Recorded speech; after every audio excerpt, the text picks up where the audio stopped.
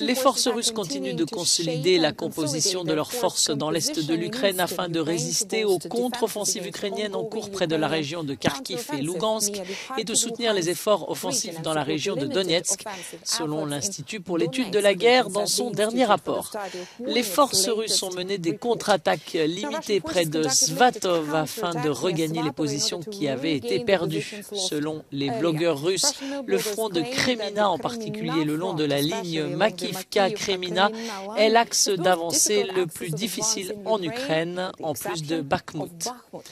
Les forces russes ont poursuivi leurs attaques terrestres autour de Bakhmout. L'Institut d'études de la guerre, citant un responsable militaire américain anonyme, rapporte que les forces du groupe Wagner et les forces russes sont engagées dans des batailles intenses pour Bakhmout et engagent des ressources importantes pour maintenir le rythme, mais les forces ukrainiennes continuent de tenir la ligne.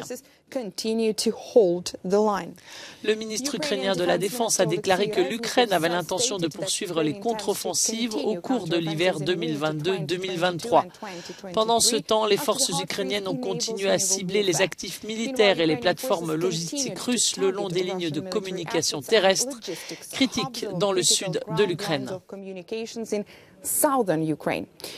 Les forces ukrainiennes auraient endommagé un pont très important à l'extérieur de la ville méridionale de Melitopol.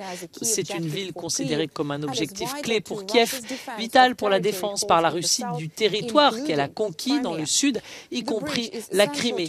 Ce pont est essentiel pour le réapprovisionnement des forces russes dans le sud de l'Ukraine car il fait partie d'une autoroute qui, depuis la Russie, longe la côte sud de l'Ukraine en passant par Mariupol, Berdiansk et Melitopol. L'augmentation de la pression ukrainienne sur les forces russes à Melitopol semble suivre un schéma similaire à celui utilisé à Kherson avant sa libération, en ciblant à la fois les troupes et les lignes d'approvisionnement russes, y compris les liens logistiques vers la Crimée.